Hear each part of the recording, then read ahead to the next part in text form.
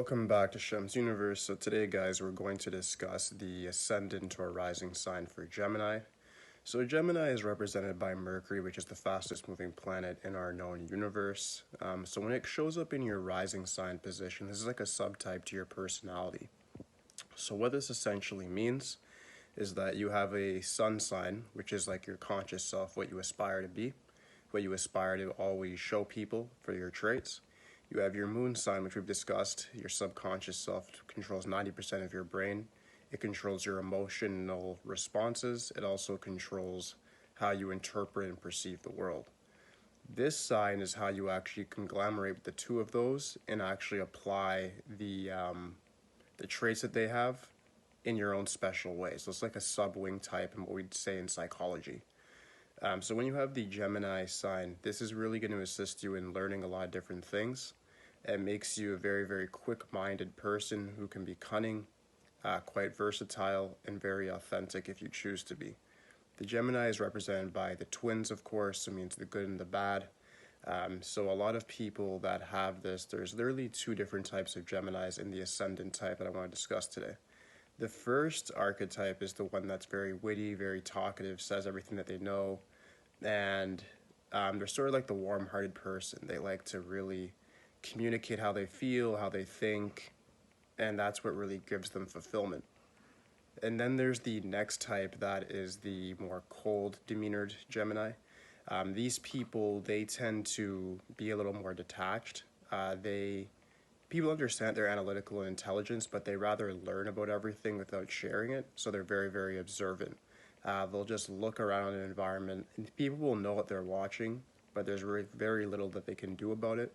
And these people will just orient. They're more of the predatorial sort of Gemini that's going to use their communication and use their skills for predatorial means, such as getting higher social status, or just simple narcissism for them if they just want to feel bigger than you. And yeah, that's the thing. Geminis are very, very powerful, and it's an air sign, so it makes you quite capable of doing that. When it mixes with different signs, it's going to definitely interpret itself in a very different way. Gemini is the most adaptable sign that there is. So what you have to understand is if you have an Aquarius as your sun sign, or if you have a Cancer as your sun sign, the effect of the Gemini ascendant is going to be very, very different depending on what sun and moon sign is representing. Because it's going to show those sides in a certain sense, meaning it might be the more emotional type or it might be the more cold type, depending on the other elements within the chart and what actually dominates the whole natal chart. So that's where you actually end up needing like a reading of some sort, so I can actually explain to you which type of Gemini subtype you would have. But I would need to see more details in regards to your numerology and also in regards to your sun and moon sign in order to actually read and comprehend how Gemini would place itself and bridge itself to the physical realm. The ascendant sign is always very, very similar to what we call the expression number in numerology, just simply meaning that it connects the spiritual archetypal world to this physical realm, and it's kind of the face of it. So when you want to really manifest things and actually come up with career and occupation, you want to really look at your expression number and your ascendant sign. So I want to get into the ascendant sign a little more today. So if you have Gemini as your ascendant sign, and you're looking to find like some sort of purpose or career, understand this is probably the hardest one that you're going to be able to have, just because Gemini is the most versatile of all the zodiac signs. It is very mercurial, can change its mind quite often, it's very, very smart. So it's going to make you kind of like that. Whether you're a man or a woman, you're going to find yourself in a predicament where you're just very smart, very agile, and you kind of get everything under the sun naturally.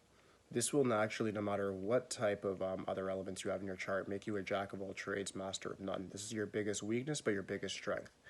If you can hone the energy of the Gemini and actually use it for, per se, finding multiple sources of income, then that's good, because a lot of people with the ascendant sign end up having multiple sources of income when it's with Gemini, and they end up becoming millionaires because they're good at like very different things.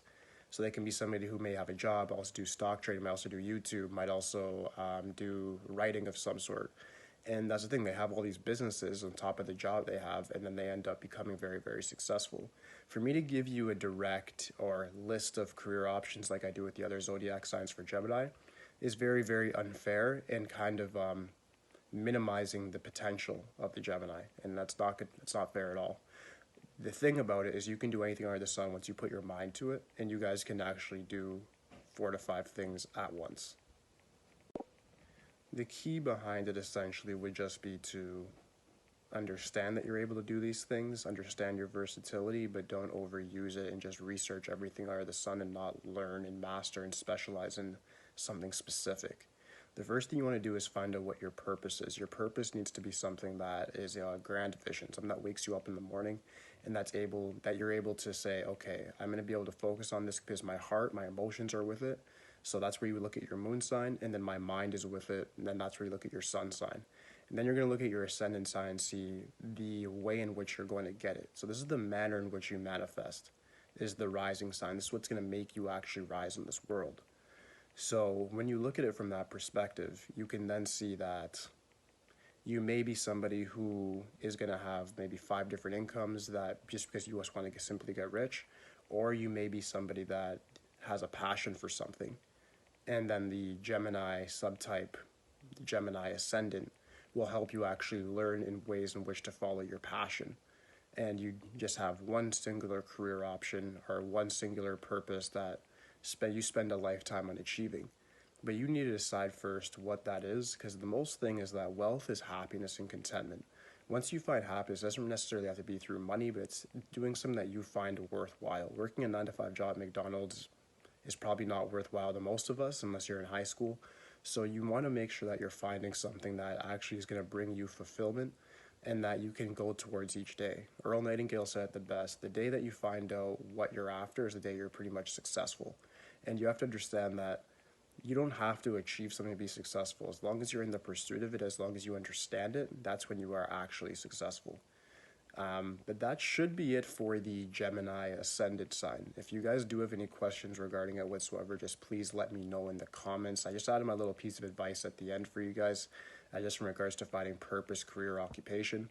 But the choice is ultimately yours, just because you guys are very, very quick-minded. You guys are very gifted in different fields. So the choice would definitely be yours in regards to a career. I'd recommend looking at more of your natal chart, as I said earlier, and also looking at your numerology chart just to make sure that everything aligns and that you're actually going to keep interest in whatever you choose. But aside from that, that should conclude it. I'll be back tomorrow with Cancer, guys. If you guys do have any questions for me, just leave it in the comments. Aside from that, like, subscribe, follow me. That's it for today, guys. Peace.